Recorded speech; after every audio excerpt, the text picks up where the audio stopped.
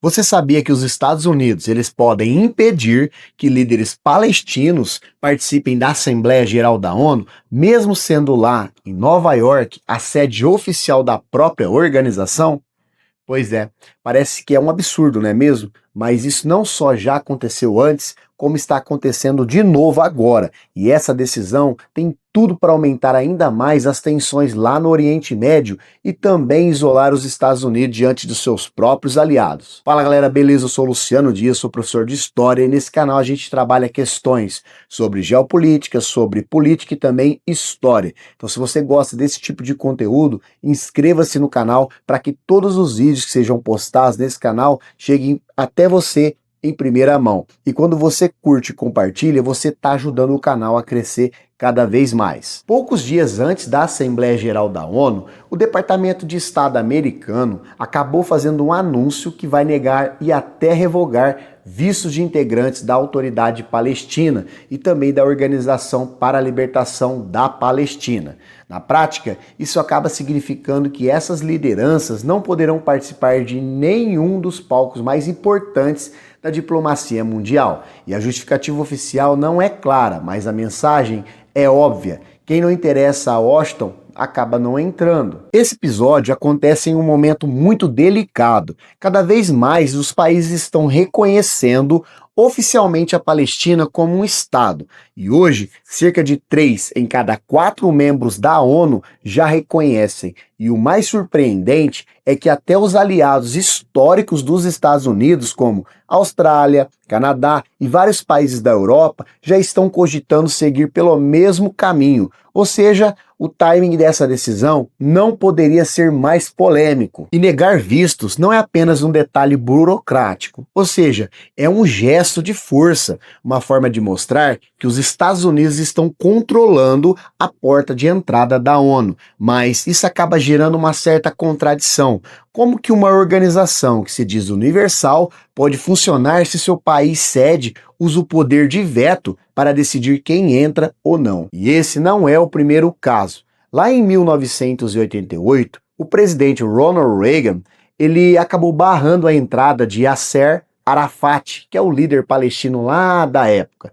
E o constrangimento foi tão grande que a ONU acabou precisando de transferir a Assembleia Geral para Genebra, lá na Suíça. E houve também outros episódios, como por exemplo, representantes da Abkhazia, apoiada pela Rússia, já foram impedidos de entrar. E o embaixador nomeado pelo Irã também teve sua entrada negada. E até Narendra Modi, que hoje é o primeiro-ministro da Índia, mas que de alguma forma na época era governador de Gujarat, que foi barrado por questões relacionadas a direitos humanos. Então, cada vez que os Estados Unidos acabam usando esse poder, o custo diplomático ele aumenta cada vez mais, porque o recado que o mundo acaba recebendo é que os Estados Unidos estão usando não apenas o seu território, mas também seu peso político e também econômico para decidir quem pode falar e quem deve ser silenciado. E isso abre espaço para uma reação. Por exemplo, países começam a repensar até onde vale a pena depender tanto dos Estados Unidos, seja politicamente, seja economicamente. Que entra outro ponto central, o dólar. O grande trunfo dos Estados Unidos nas relações internacionais é o fato de o dólar ser a moeda dominante lá no comércio mundial. Mas o uso político desse poder, seja em sanções, seja em decisões como essa, por exemplo, pode incentivar outros países a buscar alternativas, e isso, a longo prazo, é um risco real para a posição americana. E no contexto do Oriente Médio, a decisão acaba sendo vista como mais uma prova do alinhamento total dos Estados Unidos com Israel. Em um momento em que cresce a pressão pelo reconhecimento lá da Palestina, o Washington ela acaba escolhendo o caminho de fechar as portas. E isso acaba gerando uma sensação de injustiça que fortalece o apoio internacional à causa palestina. O dilema é claro. De um lado, nós temos os Estados Unidos, que querem proteger sua aliança histórica com Israel. Do outro lado, correm o risco de perder apoio entre os países que sempre foram próximos. E essa balança pode ter sérias consequências importantes dentro da própria ONU, especialmente em votações críticas. A pergunta é: como a comunidade internacional vai reagir? Será que países europeus e outros aliados vão continuar aceitando esse tipo de postura americana? Ou será que nós veremos um movimento de resistência com mais países desafiando os Estados Unidos e também reconhecendo oficialmente a Palestina?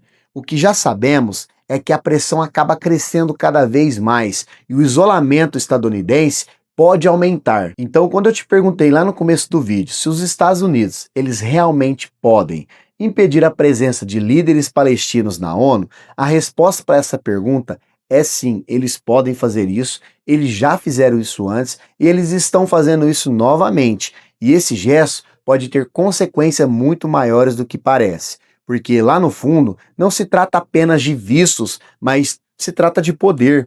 E a questão é, até onde esse poder pode ir antes de começar a se voltar contra os próprios Estados Unidos? Bom, e agora eu te faço uma pergunta, eu quero ouvir a sua opinião. Os Estados Unidos estão, de alguma forma, se isolando ou apenas defendendo sua posição histórica? Deixe seus comentários aqui, e não se esqueça de curtir o vídeo, compartilhar, porque quando você faz isso, você ajuda o canal a crescer e de alguma forma mais pessoas possam ter acesso a esse tipo de conteúdo. Inscreva-se no canal para que todos os vídeos que serão postados aqui no canal sejam enviados para vocês em primeira mão. Até o próximo vídeo.